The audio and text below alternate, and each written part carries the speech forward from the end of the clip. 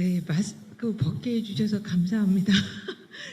계속 끼고 하면은 제 침 냄새 때문에 제가 되게 힘들겠다 했는데, 네. 제가 여러분하고 오늘 이제 나눌 말씀은 사실 여러분이 익숙하게 들었을 수도 있고요. 또 어떤 이야기들은 좀 생소하게 들릴 수 있는 그런 용어들도 좀 있을 것 같습니다. 저는 하나님이 우리에게 성경에 벌써 부부의 어떤 그런 관계에 대한 원리나 이런 것들은 이미 충분히 말씀해 주셨다고 생각을 합니다.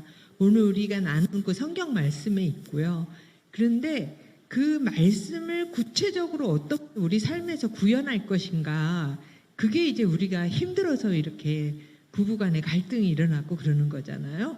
근데 그거는 이제 성경 속에 어떤 부분들은 좀 더 우리가 많이 유추해낼 수 있지만 어떤 부분들은 오히려 일반 학자들이 더 많은 연구와 관찰을 통해서 부부관계가 이렇게 하면 훨씬 더 좋더라. 그리고 굉장히 이런 식의 대화를 하면은 이혼율이 높더라. 뭐 이런 것들을 많은 학자들이 또 연구해서 발견해낸 것들이 있거든요. 그래서 제가 오늘 여러분이랑 나눌 것은 성경의 원리를 먼저 나누면서 거기에서 일반 은총의 그런 지혜들, 지식들, 그게 구체적으로 어떻게 우리 삶에 적용될 것인지 이렇게 두 가지 차원에서 같이 나누려고 합니다. 그럼 먼저 이제 성경의 원리에서 보면 오늘 우리가 읽은 말씀에도 있지만 첫 번째 우리가 기억해야 될 것은 우리가 언약 백성이라는 거죠. 이 하나님의 언약에 의해서 하나님과 우리와의 관계가 언약 백성으로 이렇게 규정이 되어졌잖아요. 그러면은 이 언약이라는 거는 하나님과 우리의 관계 속에서도 이게 쌍방적이면서도 일방적인 관계가 이 언약 관계거든요. 이거랑 대비되는 게 이제 계약 관계예요. 그럼 우리가 결혼을 얘기할 때 우리 결혼이 이 언약 관계인가 아니면 우리 결혼이 이 계약 관계인가, 이걸 좀 생각하시면 하나님이 우리에게 어떤 모습을 원하실지 우리가 좀 더 생각할 수 있을 것 같습니다. 이 쌍방적이라는 거는 하나님과 우리 두 당사자가 있죠. 그런데 또 일방적이라는 거는 우리가 뭐를 해서 하나님이 우리를 하나님 백성 삼으신 게 아니에요. 하나님이 일방적인 은혜에 의해서 우리를 언약 백성을 삼으셨거든요. 그런데 우리한테는 거기에 순종에 따른 축복이 있지만 불순종을 하면 그 하나님이 약속하신 그런 또 축복의 그 은혜를 못 누리죠. 그런 면에서 쌍방적이면서도 일방적인 관계가 언약이거든요. 그러니까 우리한테 원하시는 거는 순종이었던 거죠. 이 모든 하나님의 언약 백성으로서의 그 복을 누리려면, 은혜를 누리려면. 근데 이제 영원성이 있어요. 언약이라는 건. 하나님은 우리가 불순종한다고 하더라도 언약 백성 삼으신 다음에는 우리와의 관계가 단절되거나 우리를 버리시거나 그러는 분이 아니시죠. 그러니까 영원성이에요. 한번 관계가 형성이 되면 그 관계는 영원히 가는 거거든요. 근데 우리가 결혼을 할 때 하나님 앞에서 언약함으로, 서약함으로 결혼 관계가 이루어지잖아요. 그러면 우리의 이 부부 관계도 이 하나님과 맺은 이 관계 속에 있는 이런 속성들을 반영해야 된다는 거죠. 근데 계약 관계는 쌍방적이에요. 그죠? 그런 면에서 언약 관계랑 비슷해요. 근데 계약 관계는 영원성이나 뭐 이런 것들이 있지 않아요. 이거는 내가 생각했던 어떤 조건, 내 기대, 이거랑 맞지 않으면 결혼을 계약 관계처럼 생각하면 얼마든지 나 이거 무르고 싶어. 나 이런 사람인 줄 몰랐어. 나 행복하지 않아. 그렇게 하고 결혼을 얼마든지 그만두고 싶다. 이혼이죠. 이런 것들을 생각할 수 있는 게 이런 계약 관계 속에 있는 부부 관계예요. 근데 하나님, 우리 관계가 언약 관계였던 것처럼 우리의 이 부부 관계는 오늘 우리 말씀에서도 봤지만 정말 예수님과 교회와의 관계에 비추고 있을 정도로 정말 하나님은 이 부부 관계를 너무너무 정말 중요하게 신성시 여기시는 관계거든요. 그 비밀이 크도다 하면서 정말 그리스도와 교회와의 관계에 비출 정도로 그런 관계예요. 그렇게 쉬운 관계가 아니라는 거죠. 근데 우리는 이 죄성 때문에 얼마든지 이렇게 쌍방적이면서 취소와 철회가 가능한 이 관계로 가고 싶어요. 억울해요. 나 속았다 이런 느낌도 들고. 그런데 하나님은 그 안에서 우리가 성장하기를 원하시고 이 언약 관계를 생각하며 그리스도와 교회와의 관계를 생각하면서 우리가 부부 관계를 자꾸 재형성하기를 바라신다는 거죠.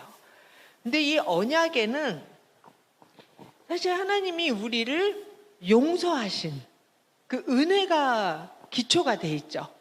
하나님이 우리를 용서하시지 않으면은 이 언약 관계가 되지 않았을 거예요.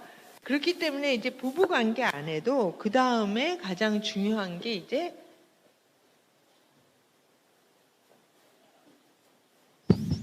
하나, 둘, 셋.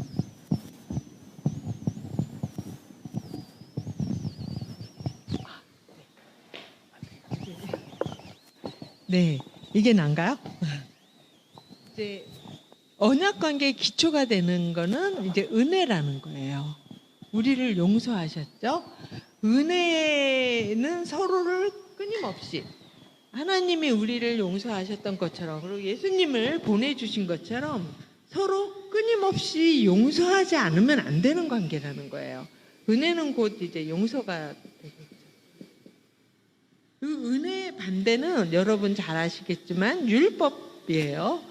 율법은 부부관계에 있어서 율법적인 관계는 내 기준을 상대방한테 요구하는 거예요. 내 기준하고 상대방 기준이 다를 수밖에 없는 게 부부관계거든요. 일단 남자와 여자라는 차이가 있어요. 우리는 성의 차이를 하나님이 애초에 남자와 여자로 지으셨기 때문에 인정하죠. 이 포괄적 차별금지법 들어오면 이런 얘기하면 이제 큰일 나요. 근데 하나님께서 분명히 창세기에서 그렇게 남자와 여자로 만드셨잖아요. 그래서 남성성과 여성성에 하나님이 만드신 차이가 있고 또 원가족이 다르잖아요. 자기가 자라온 가정의 배경이 다르니까 내 습관도 다르고 성격도 다르고 그 다른 것들을 가지고 남자와 여자라는 이 큰 차이와 이 원가족의 차이를 가지고 한 집에서 살게 됐어요. 그러니 안 부딪히면 그게 이상한 거죠. 안 부딪힌다는 거는 누군가가 권력적인 그런 지배력을 완전히 100 가까이 행사하고 있을 수도 있는 거예요. 그럼 다른 쪽은 그냥 목소리를 못 내고 살고 있을 수도 있는 거고요. 근데 두 사람이 만약에 어느 정도 상호적인 관계가 되고 있다면 그러면 두 사람은 부딪힐 수밖에 없는 관계가 부부관계예요. 근데 그 부딪힐 수밖에 없는 관계에서 내 기준이 마치 옳은 것처럼 이게 다른 것을 마치 나는 옳고 당신은 틀렸다 이렇게 이제 적용하기 시작하면 갈등이 굉장히 커지죠. 그냥 다름에 끝나는 게 아니라 타협 지점이 굉장히 찾기가 어려워져요. 왜냐하면 옳다고 생각하는 사람이 이겨야 되는 게임을 하게 되잖아요. 그 부부관계가 굉장히 갈등 속에 빠지기 쉽고 상대방한테 자기 기준과 어떤 완벽한 것을 요구하는 게 율법이 지배하는 부부관계예요. 근데 예수님은 그렇지 않잖아요. 하나님이신데 정말 종의 형체를 지니시고 인간의 몸으로 오시고 우리 죄를 용서하신 그걸 생각하면 내 기준인가요? 하나님의 낮아지실 대로 낮아지신 거잖아요. 내 기준이 아니라 상대방 기준이에요. 그 말은 상대방에 대한 수용력이 우리가 크면 클수록 이거는 내 쪽에서 생각하면은 이래야 되지만 저 사람 입장에서 생각하면 저럴 수도 있겠다. 이게 크면 클수록 부부는 서로 이 율법적인 관계에 빠지지 않고 이 은혜의 관계를 계속 지속할 수 있거든요. 근데 그럼에도 불구하고 부부는 굉장히 힘든 관계예요. 정말 내가 정말 약한 부분을 이 사람도 제일 잘 알잖아요. 그걸 가지고 항상 공격할 수 있는 세상에서 가장 강적인 상대가 또 이 배우자이기도 한 거예요. 제가 옛날에 한번 TV에서 잠깐 지나가는 프로에서 봤던 것 중에 굉장히 재미있는 게 지금까지도 잊어버리지 않는 게 있어요. 할머니, 할아버지가 서로 이제 이렇게 뒤에 무슨 말인지 알아맞추는 거, 뭐 이런 거를 하는데, 그게 이제 적혀 있는 말이 천생연분이었어요. 그러면 그 할아버지가 그걸 보고 막 설명을 하는 거죠. 그러면 이제 할머니가 맞춰야 돼요. 그래서 할아버지가 당신하고 나 사이 그랬어요. 그때 할머니가 뭐라고 그랬는지 알았어요? 평생 원수 그랬어요. 이 할아버지는 천생연분을 생각하고 그걸 얘기했는데 할머니는 이제 평생 원수로 이제 얘기를 하신 거죠. 그렇게 부부관계가 그렇게 동상이몽처럼 내 생각 같지 않을 수 있고요, 상대방은. 그리고 내가 참고 있는 거를 상대방은 모를 수도 있고, 그리고 정말 나를 아프게 하는 게 바로 상대방일 수도 있고 그래요. 그래서 이제 끊임없이 이제 용서를 해야 되는데 이 용서가 쉽지 않아요. 내가 잘 모르는 저 멀리 있는 정말 나쁜 사람이라고 하는 사람, 그 사람은 공감도 더 잘 되고요. 아유, 그 사람도 환경이 나빠서 그렇지 제대로 사랑받고 자랐으면 안 그랬을 거야. 이런 것들 쉽게 할 수 있는데 바로 옆에 나를 매일 아프게 하는 그 배우자는 이 용서가 쉽지 않거든요. 그래서 이제 용서를 어떻게 할 것인가에 대해서 이제 학자들이 또 많이 이제 연구를 했어요. 용서가 너무 쉽지 않으니까. 그리고 특히 가족관계 안에서 용서가 더 쉽지 않거든요. 특히 이제 부모 자녀 관계에서도 여러분 가운데서도 부모님한테 상처를 많이 받아서 지금도 내가 힘든 그런 면들이 있고 이런 분들이 있을 수 있어요. 그렇게 이 가장 가까이에 있는 분들이 상처를 주는 게 그거는 더 지속적이고요. 반복적일 수 있어서 더 용서하기가 쉽지 않을 수 있거든요. 그래서 용서를 하려면은 어떻게 하는 게 용서를 촉진하느냐 해서 여러 가지 이제 얘기를 한 것 중에 하나가 용서라는 것에 대해서 좀 개념 정리를 할 필요가 있다는 거예요. 그러니까 용서하면은 우리는 이게 이제 어떤 분들은 화해까지 해야 꼭 용서가 완수된 거다. 이렇게 생각하시는 분들도 있어요. 근데 용서는 이제 화해랑 달리 내가 일방적으로도 할 수 있는 게 용서고요. 근데 화해는 양쪽이 미안해 그러면 괜찮아 이렇게 양쪽이 다 한 발자국씩 나와서 관계가 회복돼야 그게 화해가 돼요. 근데 용서는 저 사람은 날 지금 상처 줬는지도 모르고 내가 당신 때문에 힘들어 하고 얘기하면 오히려 더 큰 소리를 치는 사람이에요. 당신이 사랑받을 만한 행동을 해야 내가 사랑을 하지 뭐 이런 식의, 내지는 당신이 먼저 이랬잖아 뭐 이런 식의 이야기를 한다든지, 그래서 내가 오히려 얘기했다가 혹만 더 붙이게 되는 그런 경우들도 있어요. 그런데 그런 관계에서도 내가 혼자 용서는 가능하다는 거예요. 그렇게 내가 혼자 용서를 하면 관계는 상호적이에요. 상보성의 원리라고 또 그래요. 그러니까 관계라는 거는 내가 바뀌잖아요. 그래서 내가 이전에는 옛날 같으면 막 큰 소리를 냈을 걸 내가 저 사람을 용서하기로 하나님 앞에 결심했어요. 이렇게 정말 우리가 믿음의 헌신을 하듯이 그러고 난 다음에는 저 사람한테 조금 더 내가 양보하고, 옛날 같으면 큰 소리 났을 것도 내가 좀 참고 이런 것들을 내가 하기 시작하면, 이 용서에 따른 어떤 행동들을 하기 시작하면 상대방도 그에 의해서 점점 나를 대하던 방식이 바뀌어가는 거예요. 바뀌어가면 이게 처음부터 I'm sorry, 괜찮아 뭐 이렇게 해서 화해가 일어나지 않았더라도 점점 관계가 훨씬 회복되는 그런 이제 나중에는 저쪽이 자기 잘못을 인정 안 했더라도 그 사람 행동도 바뀌어서 화해가 일어난 것 같이 관계가 회복되는 그런 일도 일어날 수 있다는 거예요. 그게 이제 용서예요. 그래서 내가 처음부터 이 둘이 뭔가 딱 해야지만 되지 않을까 하는데 내가 먼저 할 수 있다는 거예요. 근데 이제 하나님께서 오늘 우리 말씀에서도 보면은 아내들한테는 이제 남편에게 순종해라. 그리고 남편한테는 아내를 위해서 죽어라. 내가 죽었잖아, 교회 위해서. 그러니까 희생하고 내 몸을 사랑하듯이 사랑해라. 그거예요. 그 둘 다 정말 미션 임파서블이에요, 사실은. 아내들한테 근데 이제 순종하라 그럴 때 이 자녀들한테 부모한테 복종해라 했던 그 용어랑 좀 다른 용어거든요. 그러니까 아랫사람이 윗사람한테 하듯 그런 복종이 아니라 중간태, 헬라어에 이제 중간태라는 게 있어요. 그래서 중간태를 사용해서 내가 기꺼이 내 것을 내려놓고 하는 순종이에요.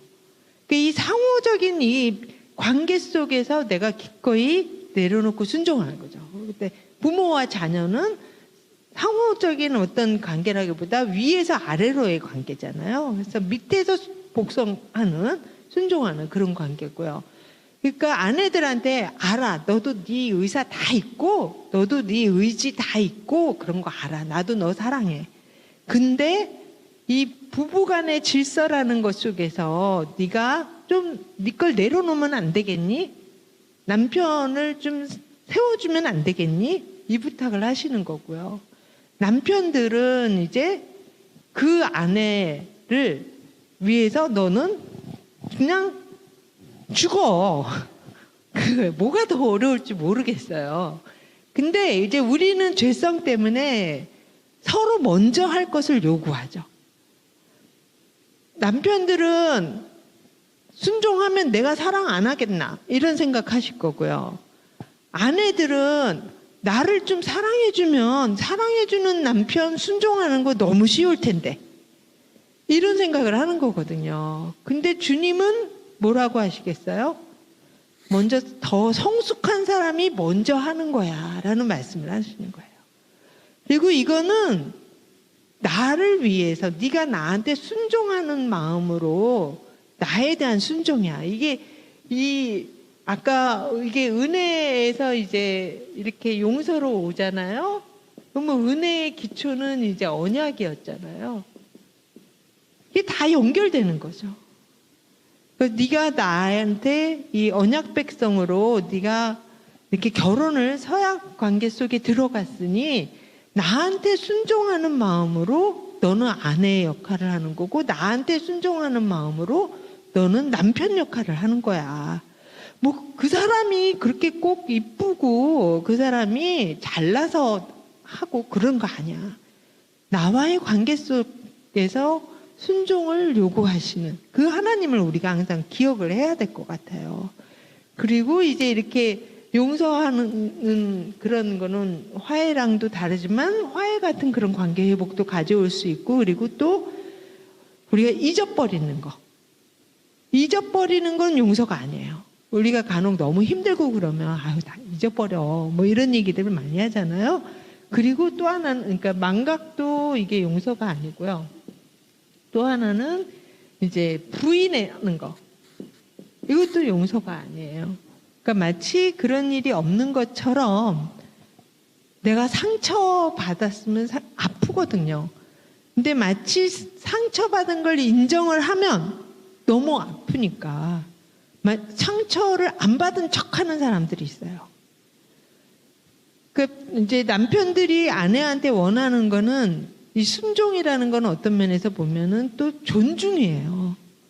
그러니까 하나님은 남성과 여성을 만들고 남성과 여성의 속성을 너무 잘 아시는 거예요. 남편들이 원하는 거는 아내로부터 존중받는 거예요.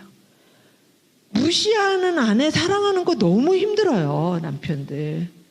자기가 존중받기를 원하거든요. 근데 너무 아내가 나를 무시해요. 그러면 이 남편들이 이게 힘들잖아요. 그러면은 이 사실 자체를 인정하고 싶어 하지 않고 그러면 어떻게 돼요? 이 관계로부터 그냥 철수해버려요. 그냥 사실은 마음에 돌벽을 쌓아놓은 거예요. 그래야 내가 안 아프죠. 그런 관계가 싸우는 관계보다 더 안 좋은 관계예요, 사실. 싸우면 뭔가 이렇게 싸우면서 변화의 여지라도 있잖아요. 근데 아예 마음의 문을 확 닫아버리면 어떻게 돼요? 그는 변화의 여지가 더 없거든요. 그래서 어떤 사람이 이렇게 마음을 탁 닫았다. 그거는 상처받고 싶지 않은 자기 방어, 자기 보호 본능에서 그럴 수 있어요. 그래서 이런 것들을 이해를 하면 훨씬 이제 그 사람한테 이제 다가가기가 훨씬 이제 쉬워지는 거죠. 그래서 먼저 이런 개념 정리를 좀 하고 그 다음에 용서를 촉진하는 것 중에 하나는 그 사람 입장을 생각해 보는 거. 그 사람의 신발을 신어보는 거. 저 사람은 왜 저렇게 항상 나에 대해서 불평불만이 많을까? 왜 이렇게 요구하는 게 많은가? 왜 자기만 옳다고 할까? 왜 저렇게 강압적일까? 이런 것들을 그 사람의 입장이 되어서 한번 생각해 보는 거예요. 그 사람의 성장 배경, 그 사람이 이제까지 형성해온 관계들, 이런 거 생각해 보니까 사랑을 받아본 적이 없는 사람. 보니까 부모님도 굉장히 일방적이고 강압적이었던 사람. 저 사람은 관계를 부드럽게 뭔가 서로 상호적인 관계를 한다는 거를 본 적이 없구나. 배워본 적이 없구나. 경험해 본 적이 없구나.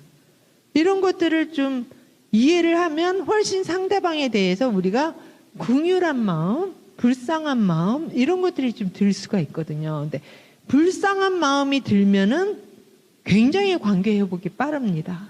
불쌍하니까. 나도 불쌍하지만 당신도 불쌍해. 우리 둘 다 불쌍해. 그러면은 이제 주님의 은혜밖에 우리를 채워줄 수가 없게 되죠.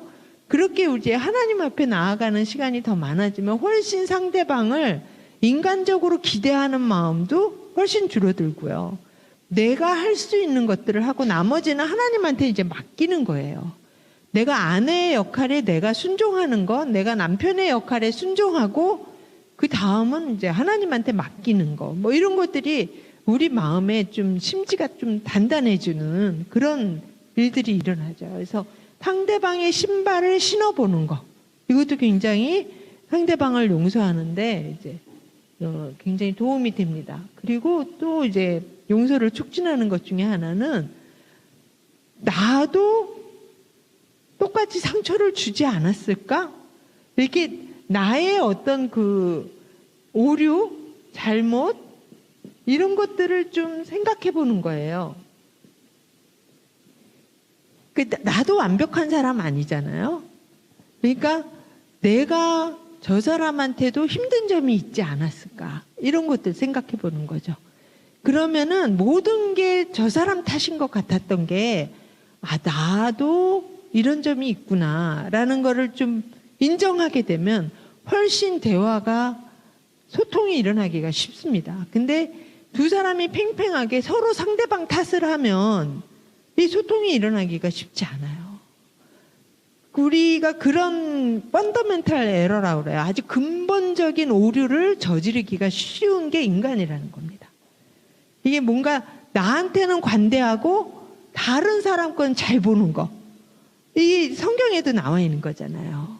자기 눈에 있는 들보는 못 보고 다른 사람한테 있는 티는 우리가 잘 보는 거. 부부관계에서도 마찬가지예요. 근데 아까 부부관계는 상호적이라고 그랬죠.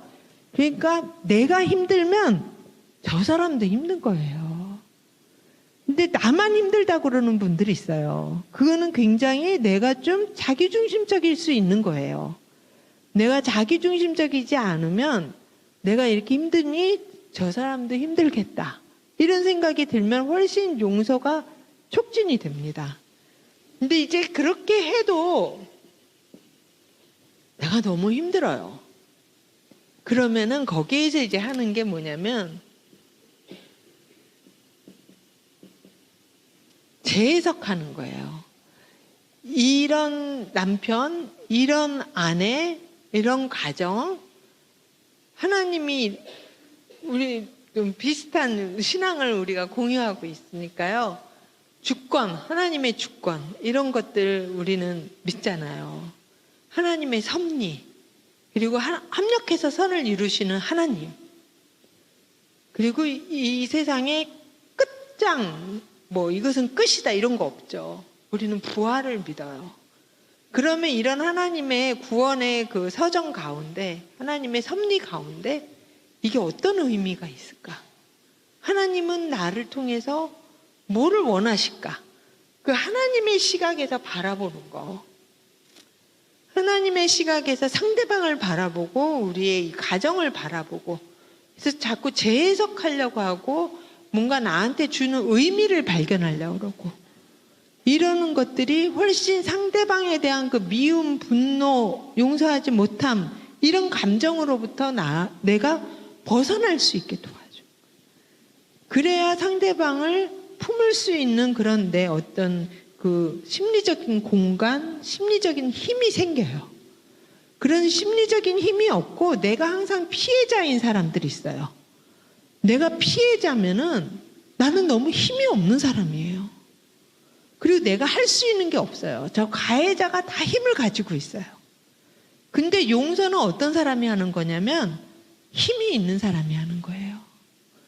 심리적인 힘이 있는 사람이 내가 상처를 입었음에도 불구하고 내가 더 이상 그 영향을 받지 않겠다고 선언하는 거예요.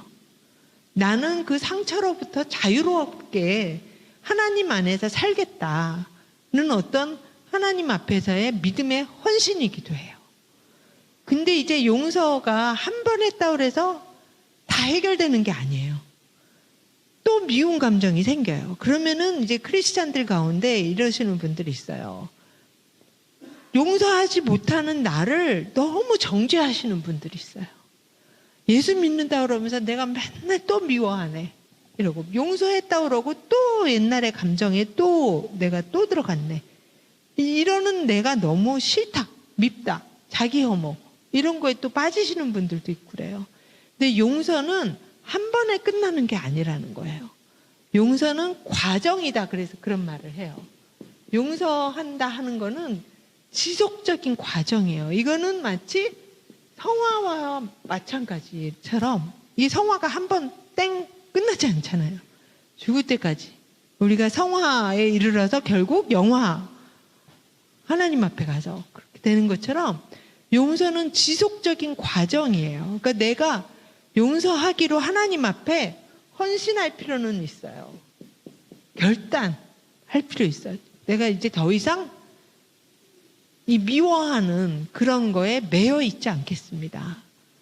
내가 용서하겠습니다 라는 그 헌신과 믿음의 결단일 수 있어요. 그렇지만 한 번에 그 모든 감정과 생각과 이런 것들이 싹 정리되는 그런 존재가 아니라는 거예요. 우리는 이 지정의 행동 다 있잖아요.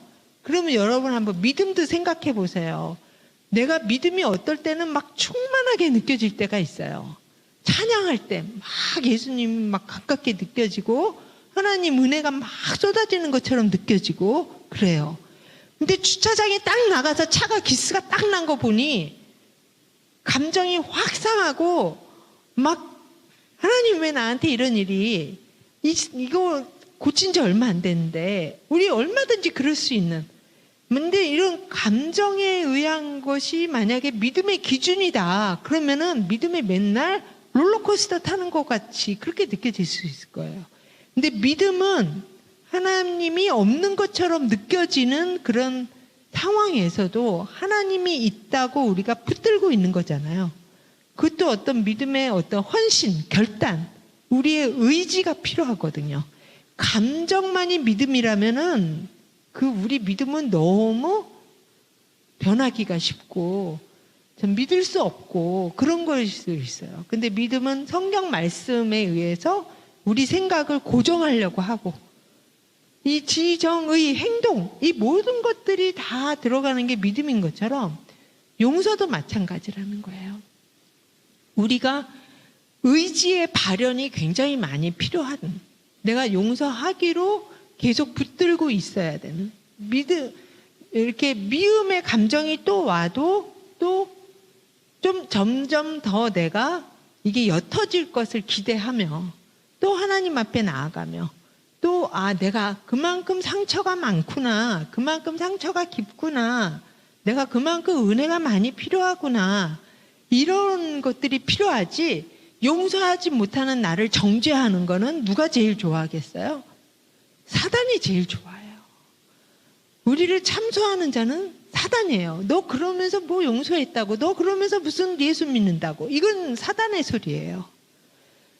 건강한 죄책감은 결코 우리 정죄하지 않아요. 오히려 건강한 죄책감은 하나님 앞에 회개하고 나아가게 하고 은혜를 더 입게 만들어요. 이거는 정신적으로도 심리적으로도 이런 건강한 죄책감을 가진 사람들이 관계도 더 잘하고, 아이들 같은 경우에는 학업 능력도 더 잘 하고 친구들과 관계도 더 좋더라, 이런 연구 결과들이 있어요. 건강한 죄책감은 이 정죄하고는 굉장히 다릅니다. 그러니까 내 마음에 이런 용서한다고 하고도 막 이렇게 부정적인 감정 많을 때 그냥 하나님, 제가 이 정도밖에 안 됩니다. 제가 부족합니다. 은혜 베풀어 주세요. 이러면은 이거는 이제 건강한 죄책감 안에 들어갈 수 있지만, 그러는 자기를 막 정죄하는 거는 그거는 은혜 안에 있는 그런 자세는 아니라는 거예요. 여러분이 그런 것들도 좀 잘 죄책감과 정죄감, 이거 좀 구분하실 필요가 있고요. 그다음에 우리가 이제 언약 관계 속에서 또 이제 생각해야 될 것 중에 하나는, 우리 이제 신학적으로는 이제 이혼이나 이런 것들을 굉장히 제한적으로 해석하고 적용할 수밖에 없죠. 성경에 이제 나와 있는 그런 거는 상대방이 이제 간음했을 때, 내지는 불신자가 떠나기를 원할 때, 뭐 이럴 때인데, 사실 상대방이 간음할 때도 마태복음 19장의 맥락을 보면 너희의 완악함 때문에 모세가 이혼 증서를 쓰도록 한 거지, 하나님의 원래 뜻은 그거 아니라는 거죠. 하나님은 이 가정, 이 부부관계가 정말 영원성을 띠고 하나님 앞에서 서로 순종하는 관계로 가서 하나님이 약속하신 그 축복을 충분히 누리기를 원하시는 게 하나님의 원래 뜻이라는 거예요. 근데 너희는 이미 타락했고 죄성이 있고, 그래서 그 너희 너무 힘들잖아. 그러니까 상대방이 이렇게 외도를 하거나 그랬을 때는 보통은 이건 너희가 감당할 수 있는 게 아니니까 이혼 증서를 쓰게 한 거야 라고 이제 예수님이 말씀하신 거죠. 그걸 우리한테 이제 지금도 적용을 하면, 하나님은 우리가 정말 부부의 서약을 하나님 앞에 설 때까지 지키기를 원하실 거예요. 그런데 이거를 지키기가 우리가 굉장히 죄성 때문에 어려운 그런 것들이 있을 거라는 거죠. 근데 우리는 그거 자꾸 죄성 때문에 넓히고 싶어 한다는 거죠. 이것도 못 살리고 저것도 못 살리고 저것도 뭐 이러고 싶은 게 우리라는 거야. 합리화시키고 정당화하고 싶어 하는 게 우리의 모습이겠죠.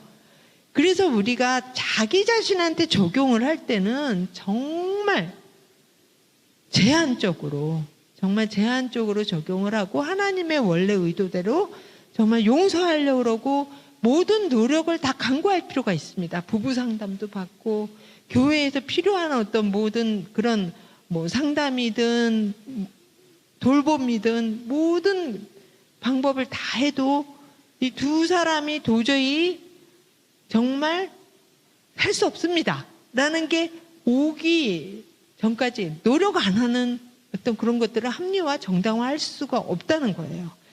근데 이제 목회적이나 아니면 자기한테 정말 적용할 때는 제한적으로 해야 되는데, 다른 사람 요즘 굉장히 어렵게 이렇게 이혼하는 경우도 많고 그러잖아요. 다른 사람을 볼 때는 그 가정에 어떤 사연이 있는지 우리 다 알 수 없거든요. 그래서 은혜의 눈으로 정말 바라볼 필요가 있다는 거예요. 그래서 옛날에 이제 칼빈 시대 같은 경우에 종교개혁이 일어나고, 얼마나 그 구교와 이 종교개혁의 이 신교가 정말 부딪히고, 마녀 사냥도 있고, 정말 종교 전쟁도 있고, 이럴 정도로 극심한 종교적인 대립이 있던 그런 시대잖아요. 근데 칼빈도 신학적으로는 굉장히 제한적으로 그렇게 적용을 했어요. 그런데 목회를 하니까, 목회 현장에서 보니까 그렇게 딱 이론적으로 신학적으로 딱딱 사람 삶의 현장이 그렇지 못한 경우들을 본 거예요. 그래서 이제 문헌들을 보면 목회적인 차원에서는 이혼을 내지는 결혼의 취소를 허용한 것들이 있어요. 결혼을 했는데 성불구자예요. 그러니까 애초에 결혼이 성립되지 않은 거를 한 거죠. 그럴 때는 뭐 철회할 수 있게 한다든지. 그리고 너무 부부가 종교 갈등이, 한 사람은 이제 구교인 거고 한 사람은 종교개혁의 신앙을 따르는 거고 너무 극심해요. 둘이 같이 어떤 화합을 이루면서 살기 어려워요. 그럴 때도 목회적으로는 그렇게 이혼을 허락한 경우도 있고, 뭐 신체적인 질병, 그게 어떤 질병인지는 모르겠어요. 정신적인 질병도 사실 신체적인 질병 안에 들어가고요. 부부가 같이 사는 것이 한 사람의 한 사람한테 이제 위험하거나 아니면은 그 사람의 삶에 있어서 너무 정말 이 사람의 어떤 삶도 중요한데 이게 성립이 안 된다. 그 옛날에는 정신질환 같은 경우에는 여러분 아마데우스 같은 거 옛날 영화 보신 분들 혹시 있을지 모르겠는데 그냥 아실럼이라고 완전 토굴 같은데 그냥 격리 방치한 그런 시대적 배경도 있고 그러죠. 그러니까 치료가 안 되고 위험할 수도 있고 뭐 이런 여러 가지 상황들이 있으니까요. 그런 이제 목회적인 차원에서 그런 접목을 한 그런 것들이 있어요. 그러면 이제 우리가 지금 우리 시대에 적용하면 우리는 정말 제한적으로 나의 죄성을 바라보고 상대방을 정말 용서하고 영원성의 하나님과의 약속을 지키려는 그런 노력들을 해야 되는데, 이제 다른 이제 교회의 지체들을 바라보고 그럴 때는 정말 도울 수 있는 데까지 정말 가정을 회복시키기 위해서 도움을 주고 그러지만 그 가정에 내가 모를 수 있는 어떤 사연들이 있을 수 있다. 가정폭력이 너무 극심하다든지요. 그래서 잘못하면은 생명을 잃거나 또 그 자녀가 또 그 아빠를 또 이렇게 해치거나 뭐 이런 일들도 일어나고 그 가정폭력이 극심하면은 그 아내뿐만이 아니라 그 자녀들까지 완전히 인생이 막 망가지는 경우들도 있고 그래서 굉장히 고민하게 되는 경우들이 있거든요. 이게 단지 나만을 위한 게 아니라 내 자녀들을 보호하기 위해 또 그런 선택을 하는 분들도 있고 그래요. 그래서 우리는 그 모든 가정의 내밀한 음막을 다 알 수 없다는 어떤 그런 은혜의 눈으로 서로 지체를 바라보는 게 훨씬 교회 공동체에선 좋을 것 같고요. 자기한테는 정말 이런 것들을 철저하게 적용하시는 게 좋을 것 같습니다. 그리고 또 이제 가족관계, 이 부부관계 안에서 필요한 것 중에 하나는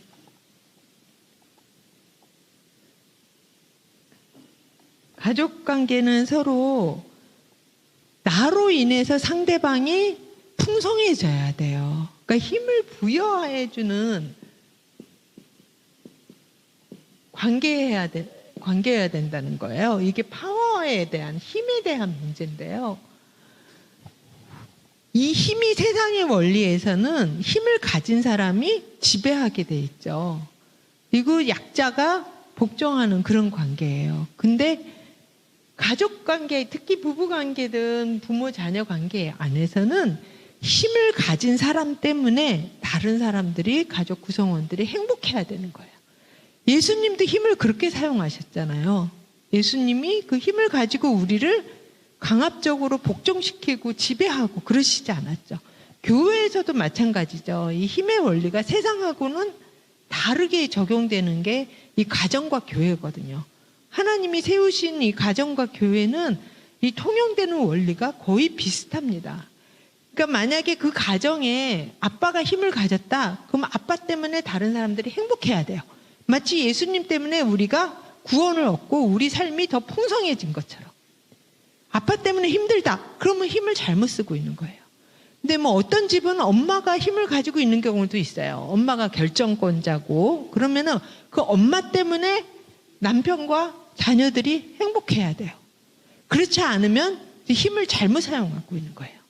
우리 가정에서 지금 힘을 어떻게 사용하고 있는지 볼 필요가 있죠.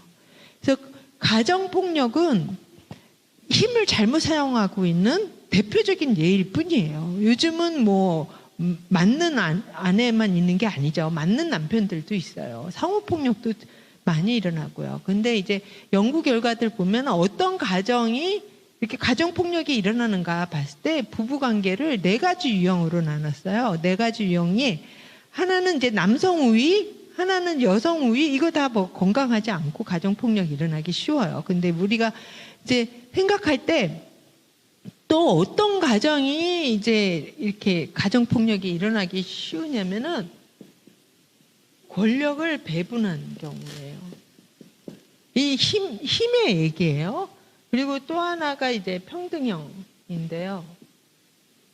이 남성 우위, 뭐 여성 우위는 여러분이 생각할 수 있는 건데, 이게 왜 문제지? 할 수 있는데요. 이거는 뭐냐면은, 가정 안에서 우리가 역할 분담하죠. 역할 분담을 이제 남편은 뭐 이렇게 주로 생계 책임지고 아내는 뭐 살림하고 자녀 양육하고 만약에 이렇게 나눴다. 이것도 하나의 권력이에요. 이렇게 나눴는데 이런 가정도 갈등이 많더라는 거예요. 그러면 이 평등형이랑 뭐가 다르냐? 평등형은 나눴어요. 역할 분담. 근데 이제 책임이 달라요. 뭐냐면 권력 배분은 역할도 나눴으면 그 역할에 대해서만 책임을 지는 거예요. 근데 평등형은 역할은 나눴지만 책임은 같이 지는 거예요. 그러니까 쉽게 얘기하면 남편이 이제 생계를 이제 책임지는 그런 걸 했어요. 근데 만약에 권력 배분형이면 생계에 대한 거는 남편 책임이에요. 그리고 아내가 만약에 살림과 이제 자녀 양육했으면 이거 책임도 아내 책임이에요. 그럼 남편이 밖에서 들어왔어요. 집이 좀 지저분해요. 내지는 애가 공부를 못해요. 이러면 아내한테 집에서 뭐 했냐. 당신이 이거 하기로 해놓고. 이러면서 이제 갈등이 더 이제 증폭되기 쉽고, 만약에 남편이 뭐 남자들이라고 밖에서 뭐 다 승승장구하고 다 살기 편하고 이런 거 아니잖아요. 너무너무 남자들도 생계 전선에서 이제 힘들고 그럴 때 뭐 실직 당할 수 있고 사업이 안 될 수도 있고 그렇죠. 안 됐어요. 근데 이 생계 책임이 만약에 남편 책임이다 이러면 어떻게 돼요? 아내가 무능한 남편 취급을 하게 되는 거죠. 또 잘렸어? 또 잘리는 게 이 사람뿐이 아니에요. 다 지금 힘들어요. 당신은 왜 사업 하나 제대로 못하냐? 어떻게 돼요? 이 남편 너무 힘든 거예요. 근데 이제 평등형은 그러지 않는 거예요. 그러니까 이렇게 되면은 갈등이 굉장히 많이 생기고 폭력이 일어나기가 쉬운 거예요. 말보다 이게 더 빨리 나가기 쉽고, 평등형은 이제 둘이 역할은 분담을 하되 책임은 같이 지는 거잖아요. 애가 공부를 못해요. 당신 집에서 애 안 가르치고 뭐해? 뭐 이러지 않아요. 이것도 내 책임이에요. 내 애잖아요. 막 그런 얘기 들으면 아내들은 자기는 아빠 아니야? 자기 애는 아니야? 속에서 막 이게 부글부글 하죠. 그게 벌써 이제 둘 사이에 관계가 나빠지는 그런 신호들이잖아요. 같이 책임지려고 하는 자세. 남편이 만약에 그렇게 부양하는 게 좀 어려움이 생겨요. 그러면 아내가 같이 이거를 어떻게 해결할까? 이 부부 가족 공동체를 위해서 이 책임을 나는 그러면은 뭐를 이번에 내가 그러면 당신 일자리 찾는 동안 나도 좀 일자리 좀 찾아볼까? 뭐 이런 이제 같이 책임지려는 그런 논의를 하게 되겠죠. 그러면 이제 남편이 이제 간혹 이 무거운 짐을 누구한테도 얘기를 못하고 집도 휴식처가 못 되고 이런 호소하시는 분들이 있어요. 집에서는 나만 바라보고 있으니까 그 짐이 너무 무거운데 나도 힘들어라는 말을 어디 가서도 하지 못하는 그런 것들이, 그리고 이제 그 굉장히 이제 혼자서 이제 막 힘들어하고 뭐 이러다가 우울증이 좀 깊어지는 분들도 있고, 근데 나중에 아내들은 나한테 얘기하지, 같이 짐을 지지, 그럴 수 있거든요. 근데 둘이 어느 틈엔가 이렇게 해놓고 있으면 서로 그런 짐을 같이 지는 거를 못하게 되는 거예요. 그래서 평등형, 그러니까 역할을 분담할 수도 있어요. 그죠?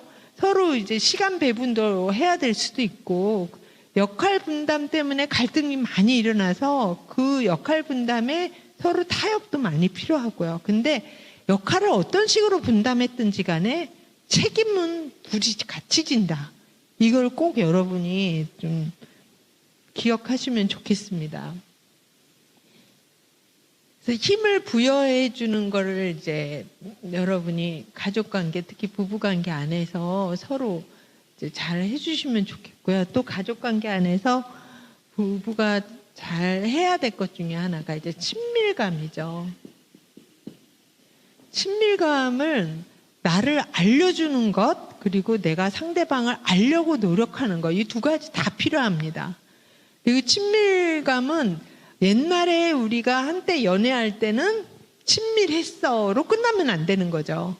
이거는 계속 지속적이어야 되는 거예요.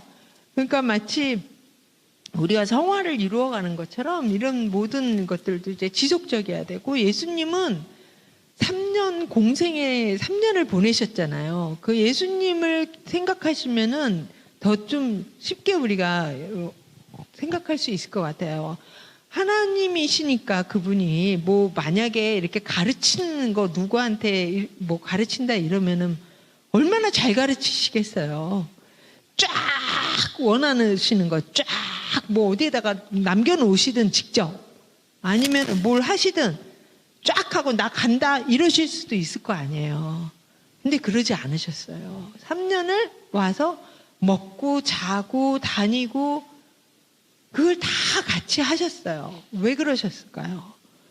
우리는 같이 시간을 공유해야 되고요. 추억을 공유해야 되고 나누어야 돼요. 먹어야 되고 먹고 자고 이런 것들이 쌓여야지만 관계가 형성이 되고 나중에 그 사람이 없더라도 기억이 나는 거예요. 우리의 이 기억이라는 거는 이제 두 가지가 있어요. 명시적인 기억이 있고 내재적인 기억이 있어요. 명시적인 기억은 정말 우리 기억 장치 해마라는 거.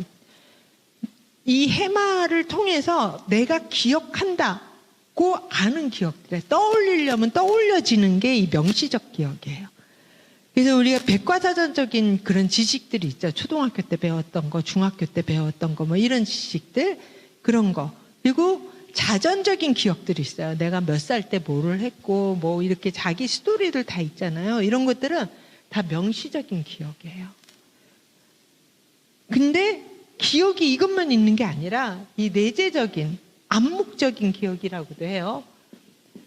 그러니까 내가 외운다고 생각 안 하고도 내 몸이 암묵적으로 기억하고 나중에 나는 떠올린다고 생각 안 하는데 내 몸이 내지는 내 감정이 반응하는 거예요. 이런 것들은, 이 명시적인 기억은 대부분 언어가 발달하면서 언어로 우리가 사고가 형성이 되고 그러면서 이제 떠올리고 이러는 건데, 이 내재적 기억은 언어와도 별로 관계가 없어요. 그러다 보니까 이건 우리가 언어는 만 2세, 그러니까 우리 3, 4살 돼야 발달하잖아요. 근데 그 전에 있던 기억들, 이런 거 기억 못 해요. 내가 기저귀 찾던 때 뭐 이런 거 기억 못 하시잖아요. 그렇다고 해서 기억 못 한다고 해서 그때 경험이 없는 거냐? 아니죠. 다 있어요. 있는데 내가 떠올리지 못할 뿐이거든요. 근데 그때 느꼈던 엄마와의 그 관계, 돌봄을 내가 제대로 정서적으로 안정적으로 받았느냐 안 받았느냐는 아이의 성격 형성에 굉장히 큰 영향을 미치거든요. 이런 것들이 다 내재적 기억이에요. 이런 것들이 쌓여서 그 사람이 지금 나랑 같이 있지 않아도 그 사람이랑 나누었던 그런 것 때문에 다른 어떤 것들을 봤을 때 그 감정이 살아나기도 하고, 뭐 이런 것들이 이제 생기거든요. 그래서 여러분이 가족하고 여러분이 나중에 이렇게 시간을 보내고 나서 자기 어린 시절을 되돌아봤을 때 기억나는 게 별로 없다. 이런 분들이 있어요. 나는 유년기 뭐 별 기억나는 게 없다. 그러니까 나쁜 기억뿐만 아니라 좋은 기억도 없다. 이런 분들이 있어요. 그런 분들은 어쩌면 너무 나누는 그런 시간들이 없고 어쩌면 나쁜 기억이 내가 너무 힘들잖아요. 그러면 그거를 나를 보호하려고 기억을 억압할 수가 있어요. 그 나쁜 기억만 억압되는 게 아니라 좋은 경험들이 너무 없으면 추억이라는 거 그런 것들이 너무 없으면 나쁜 기억이 억압되면서 마치 아무것도 없었던 것처럼 유년기를 돌아보면 아무 생각이 안 나는 거예요. 근데 만약에 좋은 추억들이 있었잖아요. 뭐 부모님이랑 같이 어디 놀러 갔고 부모님이 나한테 뭐 이불을 덮어줬었는데 그때 너무 기분이 좋았고 뭐래도 하여튼 내가 사랑받는다는 어떤 그런 추억과 시간과 공간이 있었으면 그렇게 내가 억압할 때 그거 다 싸그리 다 없어지거나 그러진 않거든요. 그러니까 여러분 가운데 혹시 내가 유년기 기억이 나는 하나도 없다 이러면은 내가 그렇게 추억거리도 없고 사랑받은 어떤 그렇게 나눔의 시간도 별로 없고 뭔가 나한테 상처받는 그런 기억들은 많아서 내가 기억을 많이 억압했을 수 있다. 그리고 이제 자기가 자기를 좀 이해하고 좀 프로세스하고 그럴 필요가 좀 있을 수도 있어요. 근데 이게 왜 중요하냐면은 내 경험이 이게 없는 게 아니잖아요. 예수님도 어쩌면 제자들한테 이 3년이라는 기간 동안에 이제 몸과 마음에 그 예수님에 대한 기억들을 어쩌면 그 가르침뿐만 아니라 명시적인 것뿐만 아니라 이 모든 것들을 이렇게 기억할 수 있는 그런 것들을 이제 주셨으리라고 저는 생각을 해요. 근데 이런 것들이 좋은 방향으로만 작용하는 것만은 아니라는 거예요. 이게 나는 지금 그때 굉장히 화가 났고 상처받았고 뭐 이런 게 있다 하더라도 내가 이거를 고통스러우면 억압해 놨을 수 있잖아요. 그러면 잘 기억 안 나거든요. 그런데 이게 없었던 일은 아니에요. 그러니까 상대방이 그 분노, 상처를 자극하는 어떤 행동을 할 때 이 굉장히 과민 반응을 일으키게 돼요.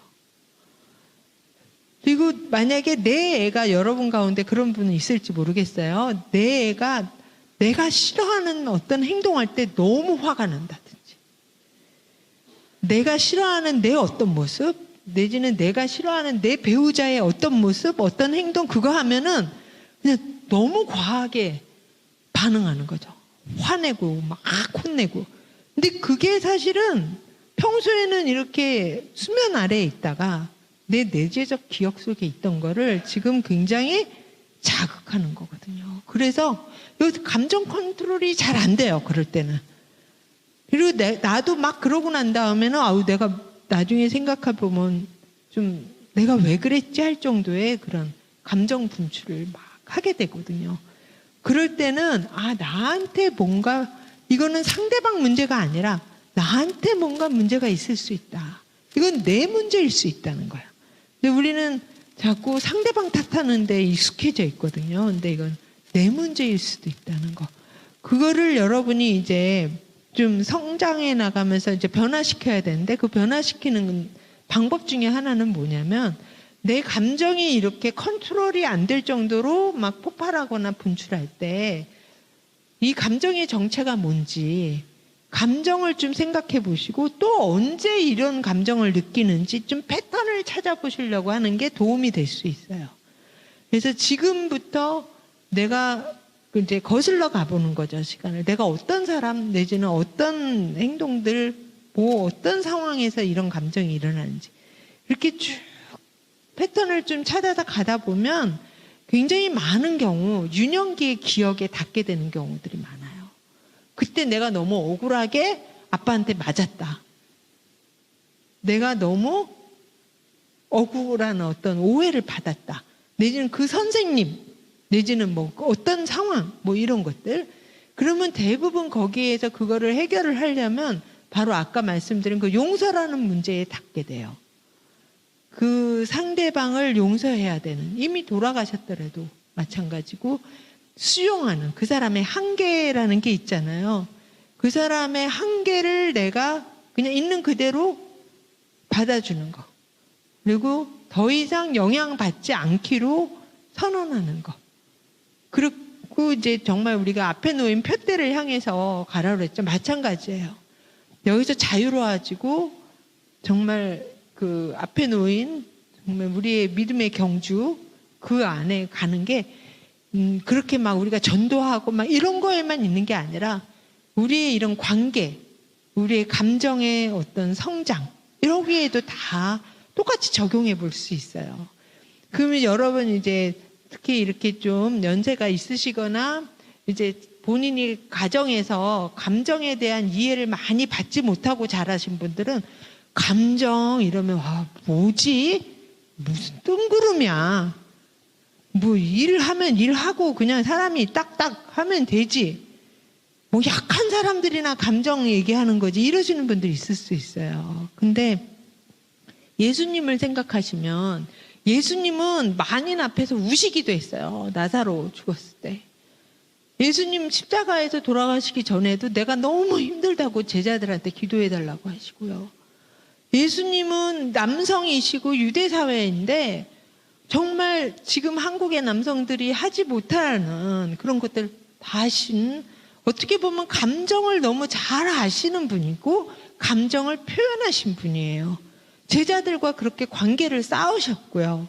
그래서 요한복음 21장도 베드로한테 내가 나를 사랑하느냐 3번을 반복하신 건 베드로 마음이 어떨지를 너무 잘 이해하시니까, 3번을 부인했으니까.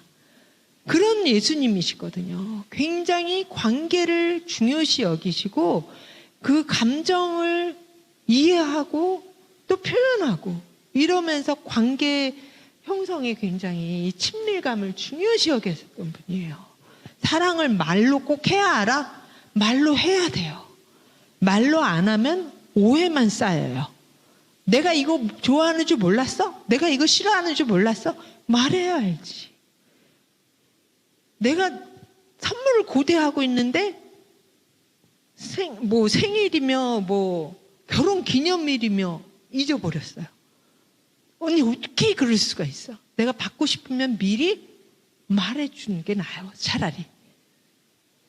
그 사람에 따라서 이게 이벤트도 그 가정에서 어떻게 잘하느냐에 따라서 너무 다르거든요. 실제로 그런 걸로 막 갈등 겪는 경우도 우리가 뭐 큰 걸로 맨날 싸우지 않아요. 부부가 너무 치사한 것들로 싸워요, 사실. 어떤 부부는요, 한 가정은 집에서 생일이다 이러면은 아빠가 돈을 주셨대요. 친구들이랑 먹을 거 사고 너 사고 싶은 거 사라. 돈 주고. 근데 이 집은 선물을 받고 뭐 카드를 줬고 뭐 이런 아주 그런 문화였어요. 근데 결혼해서 돈을 주네요. 당신 뭐 하고 싶은 거 뭐 하라. 근데 이 아내는 어떻게 생각? 돈으로 퉁친다. 어떻게 그럴 수 있냐? 너무 남편은 퉁치다니.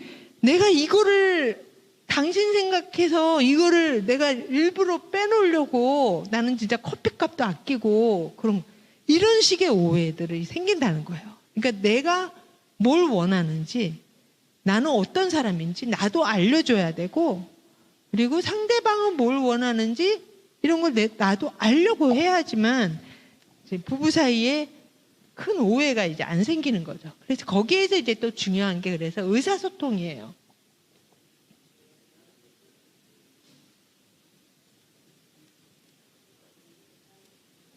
의사소통이다 그러면은 이제 사실 말하기와 듣기거든요. 근데 여러분 잘 아실 거예요. 자문에도 나오고 그러니까 말하기가 더 중요하겠어요? 듣기가 더 중요하겠어요? 듣기가 훨씬 중요합니다. 성경에서도 듣기를 굉장히 많이 말하지 말하기에 대해서 더 많이 있지 않아요. 말하기는 오히려 더디하라고 그랬죠. 듣기는 속히 하고. 그러니까 중요한 게 이제 듣기예요. 근데 우리는 자꾸 내 말만 하려고 그래요. 상대방이 뭘 원하는지 들으려고 하기보다 내 말만 자꾸 하려고 그러거든요. 근데 듣기는 그냥 들었어 하고 가만히 있는 게 듣기가 아니에요. 들었다는 표현을 해줘야 돼요. 그래서 들었다고 상대방한테 내가 당신이 한 말을 확실하게 이해했어 라고 표현해 주는 것까지 해야 듣기가 끝나는 거예요. 그래서 상대방의 한 말을 재진술해 주고 상대방의 감정을 읽어주기. 이거는 뭐 감정 읽어주기예요. 그러니까 당신이, 그러니까 내가 지금 연락도 없이 늦게 와서 화났다는 거지. 당신이 걱정했다는 거지. 뭐 이런 어떤 식으로든 상대방이 한 말을 인내심을 가지고, 나도 지금 할 말 많아요. 내가 전화했는데 계속 통화 중이고 누구랑 통화하다가 나도 화나서 더 이상 안 했어요. 뭐 이럴 수도 있고. 여러 가지. 나도 내 입장에서 할 말 많거든요. 항상 우리는. 근데 내가 할 말 하기 전에 상대방의 말을 들었다는 표현 그냥 반복해줘도 괜찮고, 아니면 당신 그 속상했겠다 뭐 이런 공감의 표현을 해주는 것까지 해야 듣기가 끝난 거예요. 그다음에 듣기가 끝난 다음에 그때 이제 다음에 이제 말하기인데요. 말을 할 때는 여러분 많이 들어보셨을 거예요. 나대화법을 써라. 나대화법과 이제 너대화법, 이거랑 이제 차이가 나는 게 이제 너대화법이에요. 차이점은, 나대화법은 상대방의 행동에 대한 내 감정에 초점을 맞춰요. 당신이 그렇게 연락 없이 늦게 들어오면 내가 굉장히 걱정되고, 그리고 내가 무시당하는 것 같아. 이거는 나대화법이에요. 근데 너대화법은 상대방의 행동에 초점을 맞추는 거야. 왜 연락도 없이 늦게 들어와? 이거예요. 근데 왜 연락도 없이 늦게 들어와 하는 그 마음에는 사실 걱정하다가 화가 났거든요. 얼굴 딱 보면 화나요. 걱정만 하고 있다가. 근데 그거를 표현하는 게 이렇게 나대화법과 너대화법이 사실은 화자 입장에서는 똑같은 말이라고 생각할 수 있어요. 근데 문제는 듣는 사람 입장에서, 청자 입장에서는 너대화법은 공격으로 돌려요. 비난으로 돌려요. 공격하고 비난하는 것처럼 들리면 뭐 하게 돼 있어요, 우리는? 방어해야 돼요. 그거 그냥 피 흘리고 그냥 다 하는 사람은 예수님이에요. 우리는 대부분 공격을 받으면 방어하게 돼요. 아, 누가 기다리래? 그냥 자지. 그러면 어떻게 돼요? 이쪽이 더 화나죠. 그러면 더 센 공격을 하고 이러면서 이제 싸움이 커지는 거예요. 처음엔 걱정했다가도. 근데 이제 나대화법을 하면 똑같은데, 똑같은 메시지인데 이게 공격과 비난으로 안 들려요. 당신이 이렇게 연락 없이 늦게 들어와서 내가 굉장히 걱정되고 무시당하는 것 같았다. 이렇게 얘기하면 미안한 마음이 들어요. 그랬어? 아유, 미안해. 뭐 이런 식의 이제 대화가 완전히 다른 방향으로 갈 수 있는 게 이 대화법이라는 거예요. 그래서 상대방의 행동에 초점을 맞추지 말고 내 감정, 그 행동 때문에 일어난 내 감정을 얘기해라. 내가 외롭다는데 당신이 이렇게 늘 밖으로만 돌고 그러니까 내가 굉장히 외로워. 이렇게 얘기하면 외롭다는데 어쩌겠어요. 좀 그렇잖아요, 마음이. 근데 왜 맨날 밖으로만 싸돌아다녀요? 이렇게 되면 어떻게 돼요? 당신도 돌아다니잖아. 뭐 이러면서 이제 막 싸우게 되겠죠. 그러니까 결국은 내가 말을 할 때는 내가 원하는 목적을 달성해야 될 거 아니에요. 내 목적은 뭐예요? 나한테 조금 더 관심 좀 귀 기울여 달라 이거잖아요. 내 목적은. 내 목적을 달성하려면 나대화법을 써야 상대방을 훨씬 내가 원하는 방향으로 이끌 수 있다는 거죠.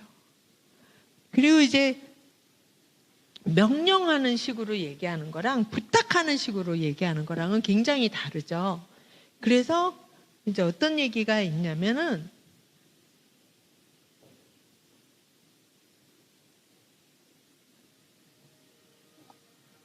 의사소통에는 내용만 중요한 게 아니라는 거예요. 우리는 내용이 중요하다고만 생각하기가 쉬운데 내용이 있고 이제 과정이 있거든요.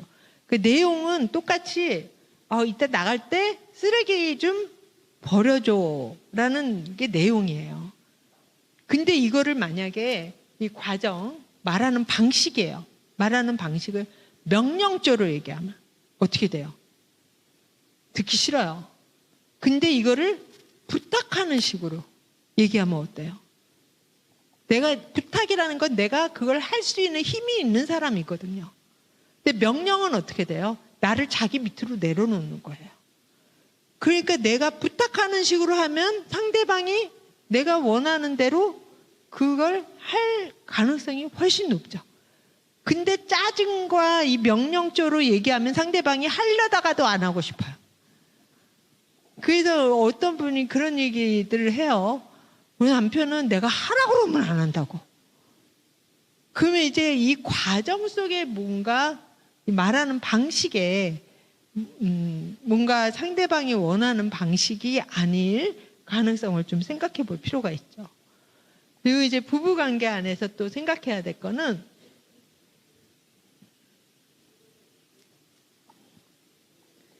순환적 인과관계와 이제 인과적 인과관계예요. 직선적 인과관계.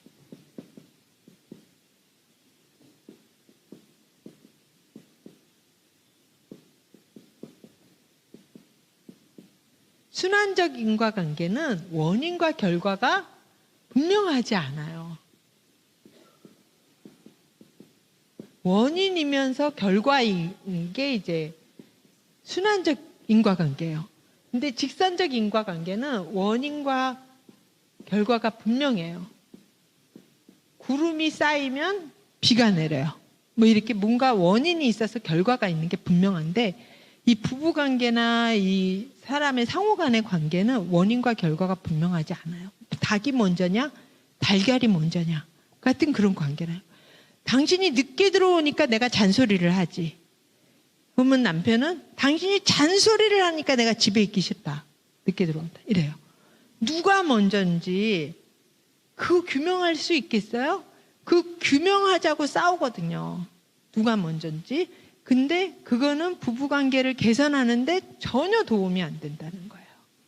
전혀 도움이 안 되고 우리가 지금 갈등 상황에 어떻게 누가 먼저 시작했는지 모르지만 둘 다 힘들다 지금. 내가 힘들면 당신도 힘들다.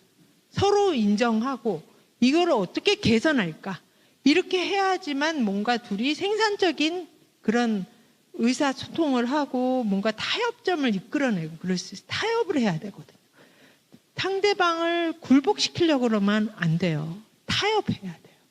그래서 부부관계에서 이제 힘든 성격 유형 가운데 하나가 자기중심적인 사람, 자기애적인 성격 장애라고 있어요. 경계선적인 성격, 뭐 이런 성격 유형이 이제 이 부부관계의 상호성이나 이런 것들을 잘 적용을 못 하거든요. 자기중심적인 사람은 모든 게 세계가 자기 중심으로 돌아가야 편안해요. 근데 이분들이 상대방 입장에서는 내가 뭔가 이렇게 착취당하는 것 같고 이런 느낌이 들어서 부부관계 안에서 굉장히 일방적인 관계인 것 같고 힘들게 느껴지거든요. 근데 이 자기애적인 분들이 왜 이런 성격이 됐는지 어떻게 왜 저렇게 자기중심적일까 하는 거를 좀 이해를 하면 훨씬 공감하고 좀 수용해 줄 수가 있어요. 굉장히 부부관계에서 힘든 유형이거든요. 한쪽이 이제 그런 게 강하면 이런 분들이 우리 그 어릴 때 사실 자라는 환경에서 부모님으로부터 충분히 공감을 받으면서 잘 못 자란 경우들이 많아요. 그러니까 아이들은 어릴 때 어느 정도 내가 최고야 하는 어떤 그 과대자기적인 이런 것들이 아기 때 좀 충족이 돼야 돼. 내가 울면 엄마가 바로 먹을 것도 챙겨주고 이러잖아요. 그리고 나만 걷는 것처럼 한 걸음 걷기 시작하면 와 걷는다 이러면 아이는 내가 이 세상에 주인공인 것 같고 막 이럴 거 아니에요. 그런 것들이 이 영유아기 때는 좀 채워져야 되거든요. 근데 너무 그런 것들이 안 채워졌다든지 아니면은 부모님을 좀 이상화할 수 있었어야 돼요. 아, 우리 부모 나를 어떻게 이렇게 잘 알지? 그래서 사실 영유아기 그 어릴 때는 아빠 따라 나는 뭐 소방관이 될 거야, 뭐 나는 뭐가 될 거야, 뭐 이러고 아빠를 어느 정도 이렇게 이상화할 수 있다든지 엄마를 이상화할 수 있다든지 이런 것들이 있는 그런 성장기가 되면서 점점 좌절도 겪고 그러면 이제 내 뜻대로 되는 거 아니잖아요. 그러면 이런 좌절을 겪었을 때 부모님으로부터 공감을 충분히 받고 이랬으면 부모님이 나한테 잘해줬던 것들 이런 것들을 기억하면서 이 좌절도 이겨나고 이러면서 자기 심리 구조라는 거 자기 심리적인 힘 이런 것들이 자기라는 게 잘 생기는 거거든요.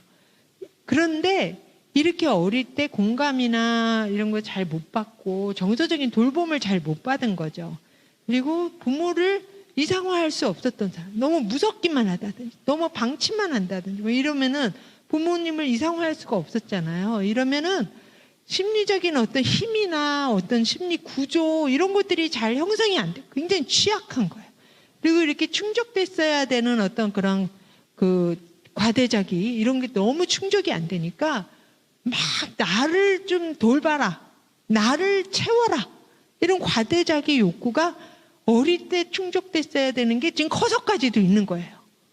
그러니까 자기중심적인 거예요. 공감 능력이 되게 떨어져요. 공감 능력이나 사랑 이런 거는 받아본 사람들이 이게 뭔지 더 자연스럽게 아는데 받아보지 못했기 때문에 다른 사람 입장 헤아리고 이런 것들이 잘 안 되는 거예요. 그래서 자기중심적이 되는 거예요. 이런 이제 유형이 있고 또 어떤 유형은 너무 좌절 경험이 없는 거죠. 너무 과대자기 충족만 있고 이 한계 이건 안 돼 이런 한계 경험이 너무 없다든지 이래도 이제 자기중심적인 그렇게 되기가 쉽거든요. 그러니까 그런 걸 이제 이해를 하면 만약에 이렇게 너무 정서적인 결핍 때문에 자기중심적이 된 사람이면 이 사람이 제일 원하는 건 뭐겠어요? 지금 배우자한테 부모님한테 못 받았던 그 정서적 결핍을 채워달라는 거예요. 어떻게 보면 그 채워달라는 거를 이렇게 요구적이고 막 이렇게 좀 이해가 잘 안 가는 방식으로 사실 정서적인 그런 결핍에 대한 반응을 지금 하고 있는 거거든요. 그러니까 이런 것들을 이해하면 훨씬 그 사람을 수용하고 좀 기다려주고 채워주고 이런 것들이 돼요. 근데 그걸 안 하면 정말 힘든 사람이죠. 이 사람. 자기밖에 몰라. 뭐 이렇게 되는 거고. 그래서 예수님 안에서 이제 그 사람을 보면 이제 불쌍한 어떤 어린 아이 같이 보여진다. 그럼 거의 이제 그 사람을 버텨주는 거거든요. 어떤 면에서. 그런 것들이 훨씬 더 수월할 수 있고요. 그래서 서로 상대방을 우리가 이제 버티고 이겨내 주는 건데 그 싸움을 이제 여러분이 주님 안에서 잘 하셨으면 좋겠습니다. 그리고 제가 여러분하고 나눌 또 하나의 이제 주제 가운데 하나는 이거는 보웬이라는 사람이 한 건데요.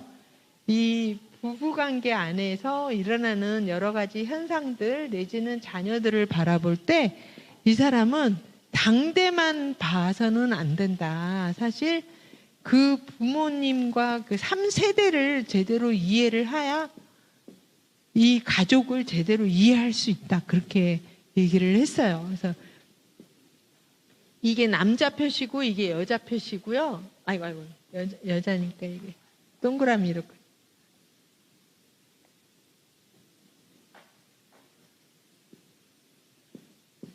그러니까 이 사람 이제 밑에 여동생이 있고 이 사람 이제 밑에 남동생이 있고 남자랑 여자가 이제 만나서 결혼을 했어요.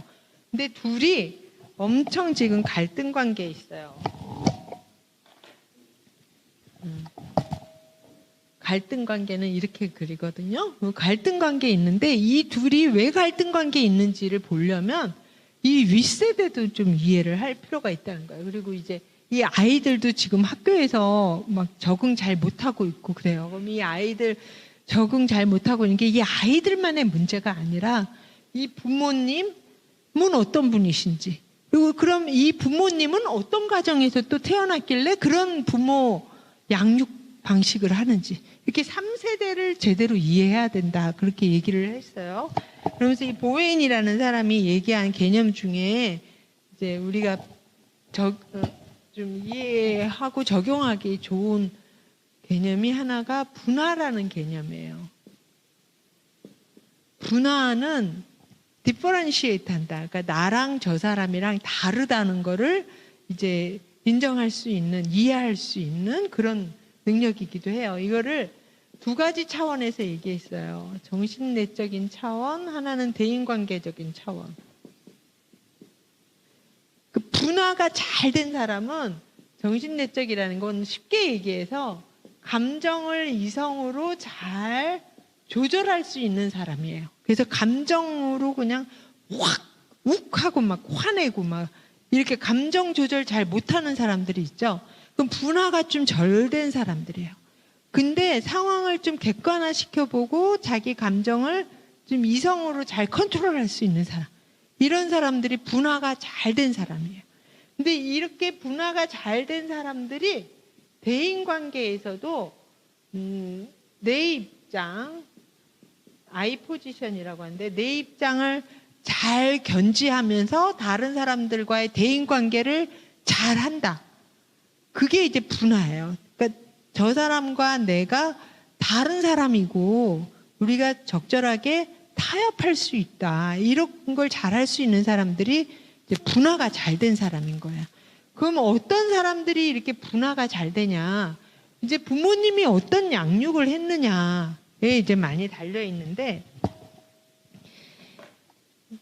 거기에서 나오는 또 이제 중요한 개념 가운데 하나가 삼각관계라는 거예요. 삼각관계는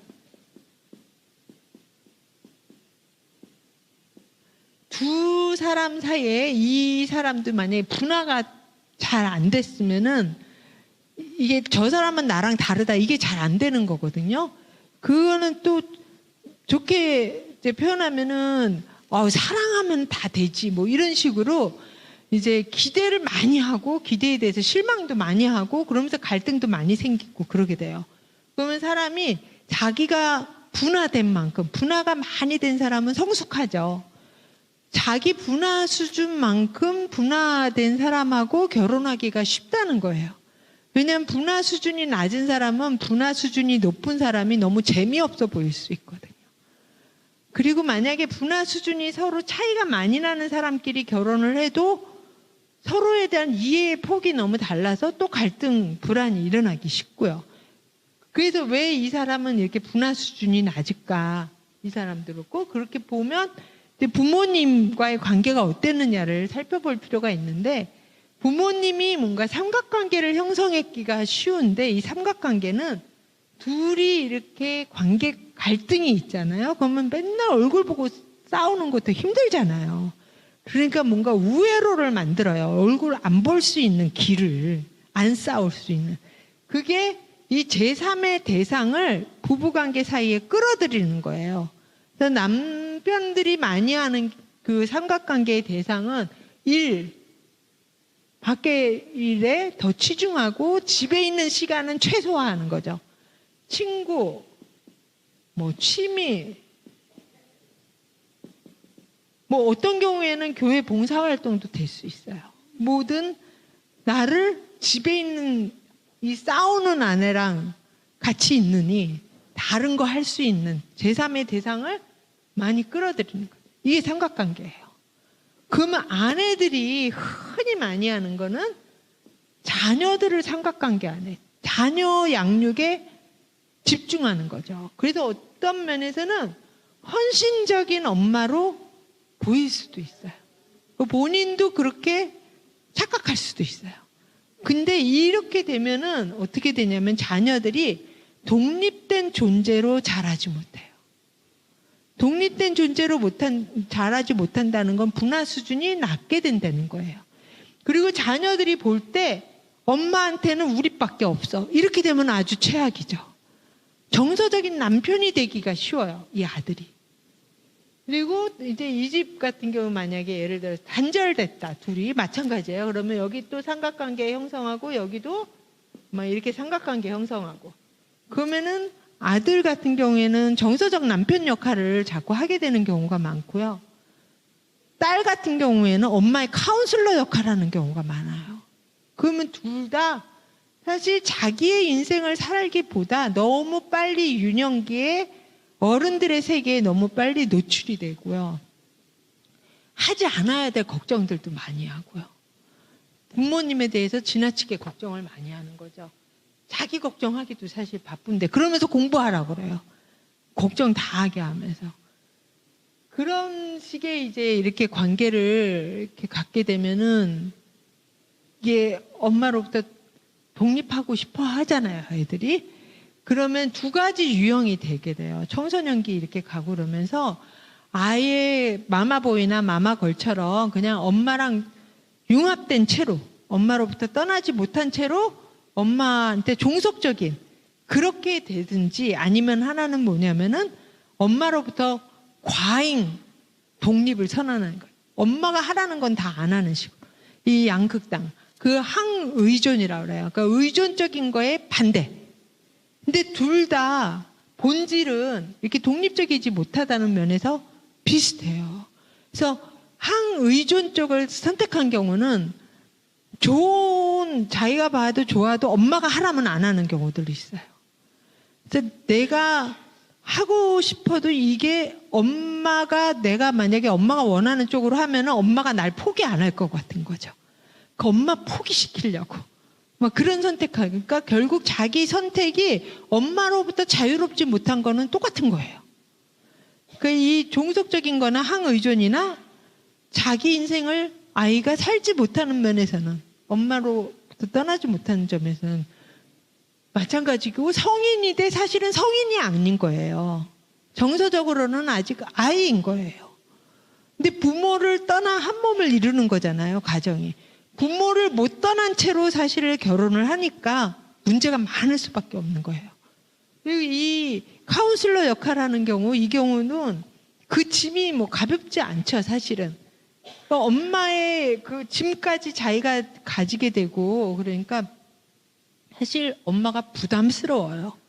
근데 부담스럽다고 얘기를 못 하는 경우들도 많아요. 그러면은 엄마로부터 자기가 떠나는 어떤 좀 거리 두려는 노력들 하는 경우들도 많고 그러면서 죄책감 느끼고 그 인생이 그냥 복잡해져요. 그리고 이 자녀들한테 또 굉장히 안 좋은 현상 가운데 하나가 부모화 현상이에요. 이거는 이제 다른 학자가 얘기한 건데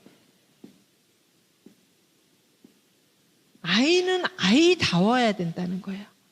그러니까 부부 관계는 대칭 관계, 상호적인 관계, 주고받는 관계여야지 윤리적이고 부모 자녀 관계는 비대칭 관계여야 윤리적이다. 그렇게 그 맥락가족 치료를 주장하신 그 부분이 얘기를 했어요. 그러니까 부모 자녀 관계 비대칭 관계라는 건 뭐냐면은 부모가 자녀를 돌보는 관계여야지 그게 윤리적이라는 거예요. 근데 자녀가 어릴 때 미성숙한 아직 미성년 자녀가 부모를 돌보게 하는 거는 그거는 비윤리적이라는 거예요. 그리고 그렇게 되면 그게 바로 이 부모화 현상이 일어난다는 거예요. 아이가 부모 걱정을 지나치게 하고 부모를 돌보는 거. 근데 부모를 돌본다 이러면은 뭐가 부모를 돌보는 거지? 이런 생각을 하시기 쉬운데요. 아이가 자기 또래의 어떤 그런 그 감정 표현이나 욕구 표현이나 이런 것들이 있잖아요. 그런 것들 잘 못하고 부모를 지나치게 살펴야 되고 부모님이 이혼할까 봐 걱정하고 부모님이 내가 혹시 부모님 말대로 하지 않으면은 부모님이 얼마나 실망하실까. 이런 것들에 지나치게 그러니까 내 주장을 하지 못하고 이러면 다 부모화 현상이 일어나기가 쉬워요. 그러니까 조숙하다는 표현이 꼭 건강하지 않을 수 있어요. 그 나이는 그 나이대에 맞아야 되거든요. 근데 초등학생이 그 나이대에 비해서 너무 엄마한테 뭐 사달라고 하고 뭐 먹고 싶다고 하고 이런 거 전혀 못하고 있고 그런 가정 환경일 수도 있고 그런데 그 아이의 필요를 읽어주는 거는 굉장히 필요하다는 거예요. 그 아이의 어떤 그 표현을 할 수 있게끔 그 정도의 부모님이 조금 안전한 대상이 돼야 된다는 거죠. 근데 이런 얘기하면은 우리 엄마 아빠는 너무 힘들 거야 하고 아이가 지레 이렇게 한다든지 이러면 벌써 아이가 부모를 돌보고 있는 거죠. 부모가 아이를 돌보는 게 아니라 너도 이런 거 먹고 싶고 이런 거 가지고 싶지 않아? 물어봐주고 못 해줄 수도 있잖아요. 우리가 다 완벽한 부모 노릇 우리가 어떻게 다 해요. 우리도 경제적으로 어려울 때도 있는 거고 아이들은 또 그런 것 때문에 힘들어할 수도 있는 거고 이게 다 우리 삶이잖아요. 그럴 때 이런 것들을 물어봐주고 그런 것들에 대해서 또 들어주고 이럴 수 있는 그 부모님 이게 아이가 훨씬 부모화 현상이 안 일어날 수 있다는 거죠. 근데 이렇게 부모화 현상이 일어나면 자기 의견을 얘기하는 걸 힘들어하는 사람이 돼요. 살피고 뭐 하고 이러다 보면은 이렇게 내 입장을 얘기하면서도 다른 사람 입장도 듣고 타협하고 이런 분화가 또 잘 안 되는 이게 다 서로 다 연결되기가 쉬워요. 그래서 이런 아이들로 하여금 이제 부모와 현상을 겪지 않게 부부 사이에 갈등이 이렇게 있으면 부부의 문제는 부부가 해결하라는 거예요. 이렇게 자꾸 아이를 삼각관계 안에 끌어들이지 말라는 거죠. 이렇게 끌어들이면은 이 어려웠던 이 문제가 다음 세대에 또 반복이 되는 거예요. 이때 이렇게 어려웠던 문제가 여기서 반복됐듯이 이건 무슨 가게에 흐르는 저주 이런 거 아닙니다. 그거는 너무 비성경적인 거죠. 근데 관계가 그렇게 되면은 건강한 성인으로 독립적인 자율적인 성인으로 자라기가 어려워서 분화 수준이 낮고 또 갈등을 잘 해결 못하고 또 뭔가 삼각관계를 만들고 또 미성숙한 자녀를 또 양육하게 되고 이게 자꾸 반복하게 되기가 쉽다는 거예요. 그래서 삼각관계를 만들지 말아야 돼요. 아무리 믿고 싸우는 거 힘들어도 직면해서 둘이 해결하도록 해야 된다는 거죠. 그리고 만약에 자녀가 이 삼각관계 안에 꼈다. 그러면 부모로부터 독립하는 게 문제예요. 독립이 과제예요. 우리가 부모는 떠나보내는 게 과제고요. 자녀는 부모를 떠나는 게 과제거든요.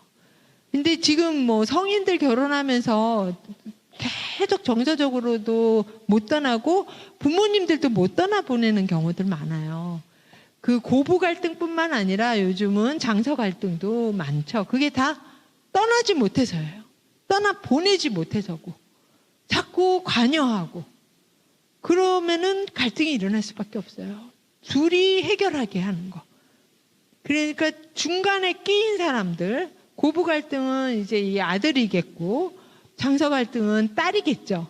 중간에 끼인 사람들이 이 둘 사이의 관계를 내가 좀 개선시켜 보겠다. 그래서 이쪽에 가서 이쪽 말하고 저쪽에 가서 이쪽 말하고 그러면 양쪽에서 다 욕만 먹고 피곤해지기 쉽고 잘 안 됩니다. 그러니까 부부관계의 핵심은 부모를 떠난 거거든요. 부부 중심이어야 돼요. 그래서 남편이 더 먼저여야 되고 아내가 먼저여야 되고 둘이 합의하지 않은 것은 안 하기, 기다리기.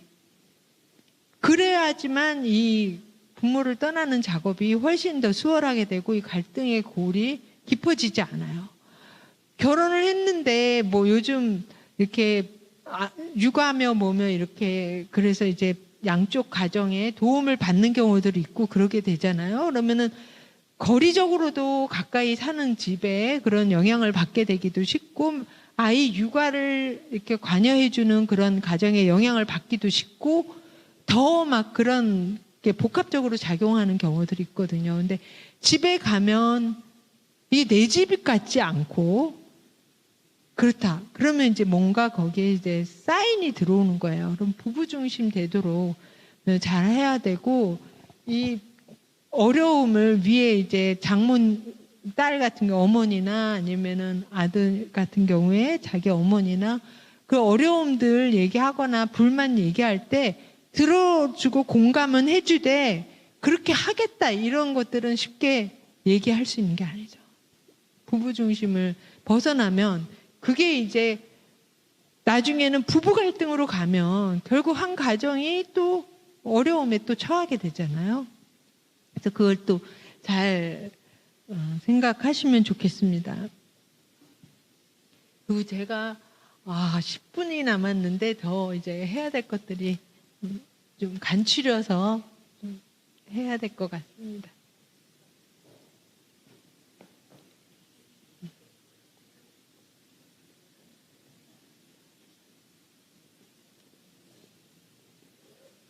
너무 많은 내용을 얘기하고 있어서 어떠실지 모르겠네요.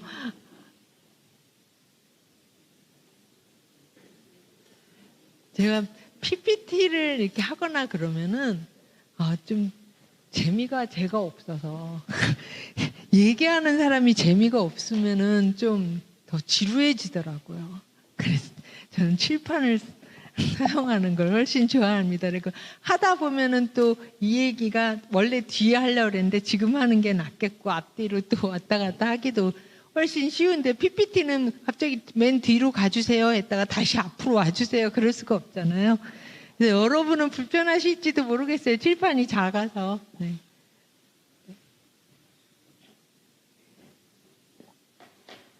또 하나는 이제 미누친이라는 분의 그 이론을 설명하고 나면 시간이 어느 정도 될 것 같아요.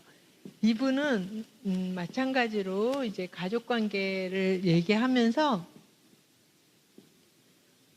부부 중심을 제일 강조를 했습니다. 이 사람은. 그러니까 부부가 마찬가지로 원가족에서 떠날 때 그때 이제 경계선 개념을 얘기를 했어요. 경계선이라는 거는 다른 사람이 나한테 접근할 수 있는 그 접근의 정도를 정하는 보이지 않는 벽이에요. 그러니까 만약에 경계선이 너무 경직돼 있다 그러면 다른 사람이 나한테 접근할 수가 없어요. 그죠? 근데 경계선이 너무 산만하다. 그러면 뭐 아무 때나 오는 거죠. 이런 게 이제 경계선이거든요. 근데 경계선이 일단 두 사람이 결혼할 때는 원가적으로부터 분명하게 경계선이 설정이 돼야 돼요. 그러니까 둘이 결혼하기 전에 관계처럼 아무 때나 집에 올 수 있고 뭐 엄마 집 가고 뭐 이런 거 아니는 거죠.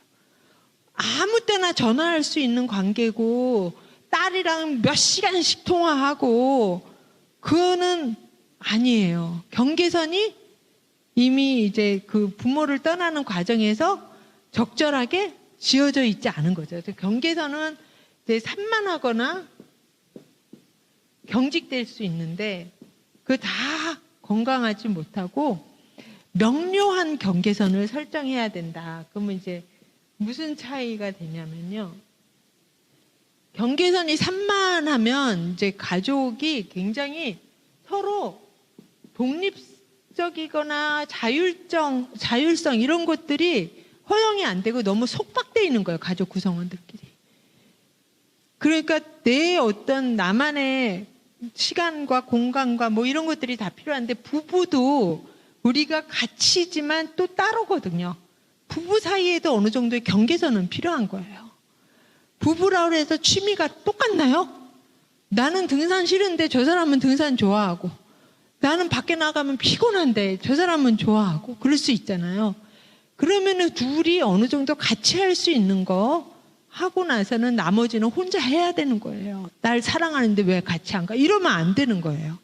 어떤 경계선이라는 게 이제 부부 사이에도 이제 필요한 거죠. 근데 이렇게 너무 경계선이 산만하면 서로 관계를 속박하는 그런 관계가 되는 거고.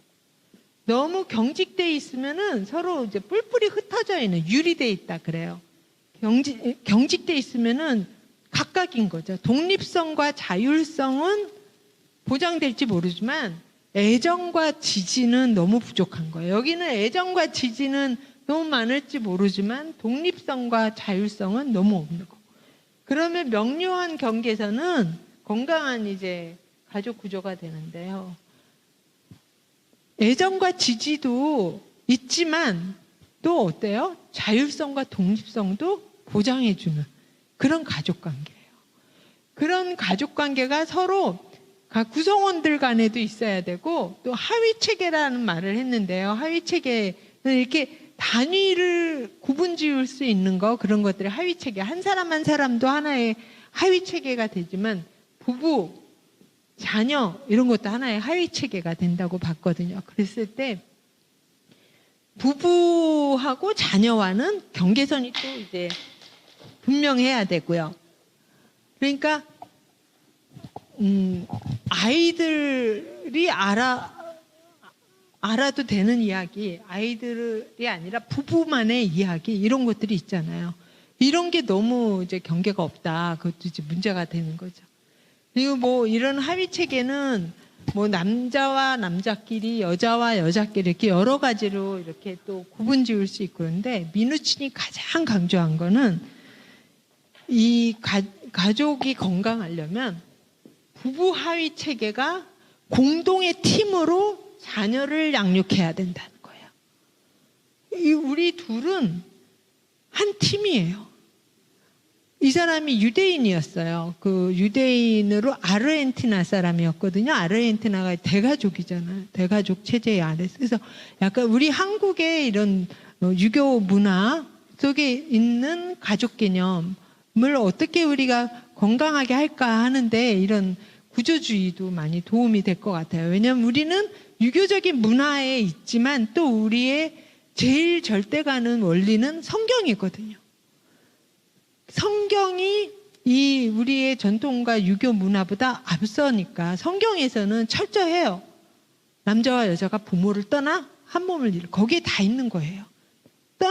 보내고 떠나서 부부가 이제 한 팀이 돼서 결국 또 하나의 가정을 이루어서 자녀를 청지기 정신으로 키워서 또 보내는 거죠. 그래서 이 아랫세대랑 이렇게 아까 보현이 얘기한 것 같은 융합, 연합, 이 사람은 연합이라는 얘기를 했는데, 이런 거 건강하지 못하다. 이거는 자녀를 나중에 떠나보내기도 못할 뿐만 아니라 부부가 하나 팀이 되는 걸 이미 방해하고 있는 거죠. 이런 절대로 건강한 이제 부부관계가 될 수 없고 다음 세대에도 건강하게 양육할 수 없다는 거예요. 그래서 우리가 이 성경의 원리를 잘 기억하고, 부부는 미우나 고우나 내가 하나님 앞에서 내가 나보다 더 낮게, 그러니까 낮게가 아니라요, 더 낮게 여기고 이제 서로 종이 되려고 하는 그런 하나님의 부르심을 입은 자, 이렇게 생각하시면 좋을 것 같습니다. 그러면 나중에 하나님 앞에 가서 둘이 같이 심판받는 거 아니에요. 하나님 앞에는 우리는 다 단독자로 서요. 그러면 내 남편이, 내 아내가 정말 나를 힘들게 했어도 내가 하나님 앞에 충성되게 내 역할, 하나님 부르심에 순종해서 왔다.